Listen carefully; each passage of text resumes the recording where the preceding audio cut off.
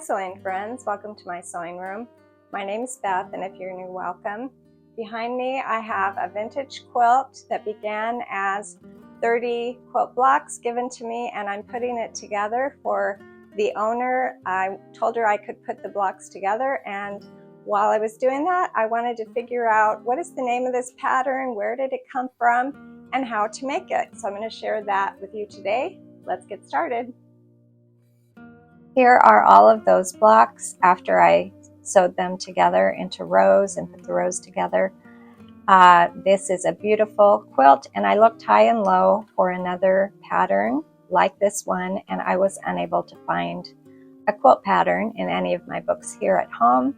So there is a bit of a mystery what this quilt block is named, but aren't these fabrics just precious? It's a really beautiful quilt, and I enjoyed getting all of these blocks together into a quilt top. And of course, after I get them all together, I'm going to make a quilt sandwich and I'll be quilting it. But today I just want to share about how to make this quilt block. I also want to mention that this quilt pattern will be in my Etsy shop available if you'd like to use the patterns for these templates that I use to make the quilt.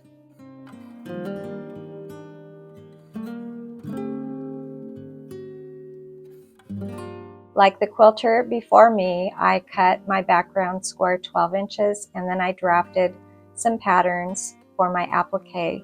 Here are the 4 pieces of the circle that I will need. I'm going to join them together into a circle, and here are the fabrics that I'll be using for my leaf pattern. The first thing I did is I put my little pie pieces together, alternating the color and making one circle using a 1/4 inch seam.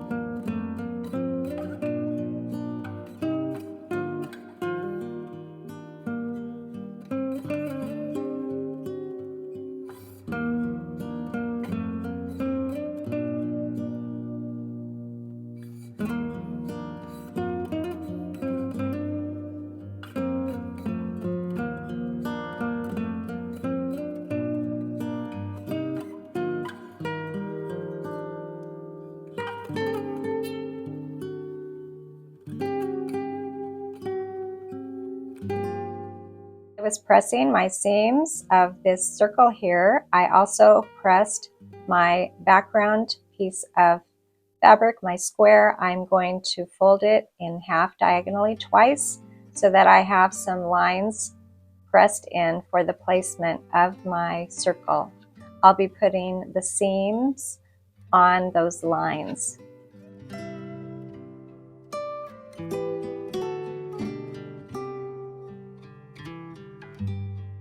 I also used a little pattern, little template for the center of my circle. This worked better for me, getting that circle in the center more circular. I tried cutting these little pie pieces with a center piece already cut out, but it didn't really turn out very circular in the middle. So this is the way that worked best for me.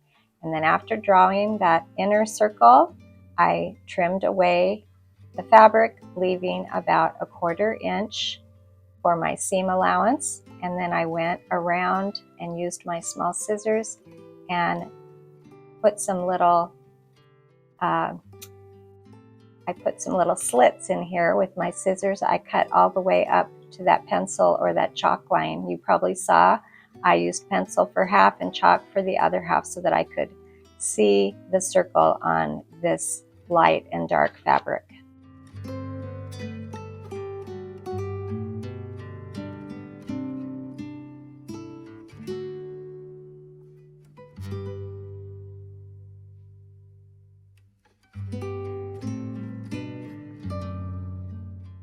After placing my circle on my background square, I took a needle and thread and gave myself some really big basting stitches to keep my circle in place while I do my applique.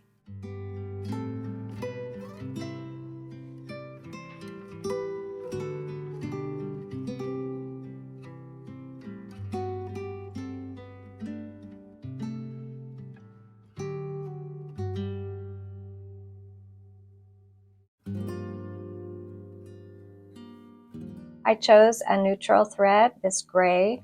It kind of goes with both the blue and the pink. It kind of blended in a little bit more. It's often wise to choose a color that matches your fabric, but with these two colors, it was kind of tricky to decide on a color to use. So I turned the edge under and just worked around the outside of my circle.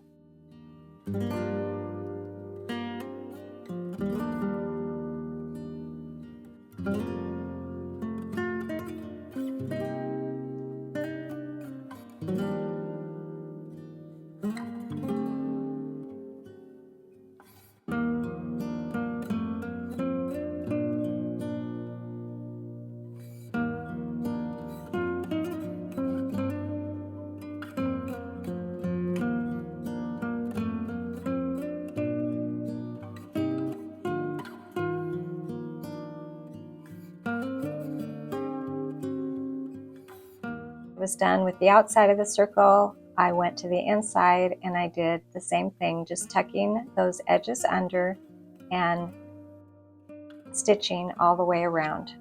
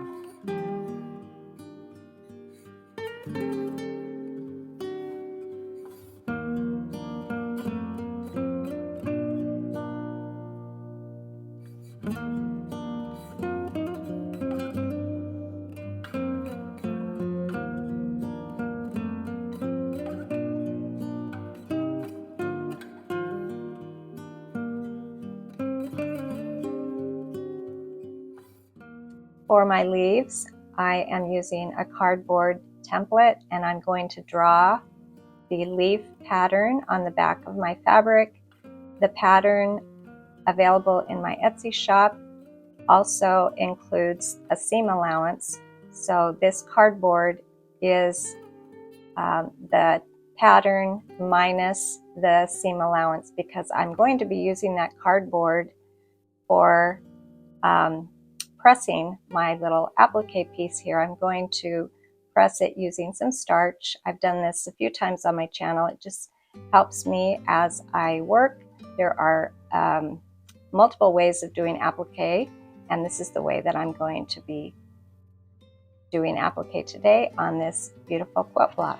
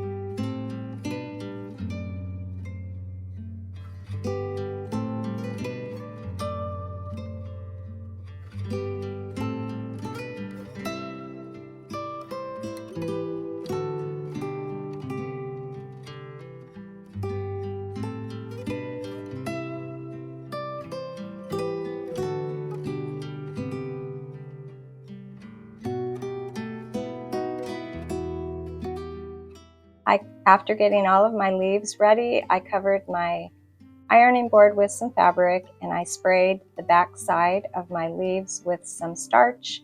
And now I'm going to use that cardboard template and press in all of the edges to prepare them for some applique.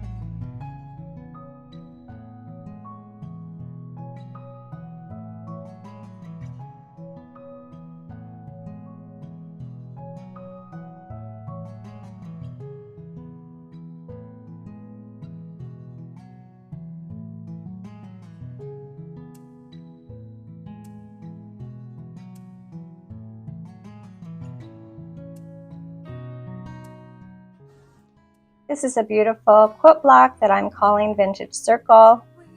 I love this beautiful quilt and I can't wait to get it completed for its owner. Thank you for joining me today, and I'll see you next time.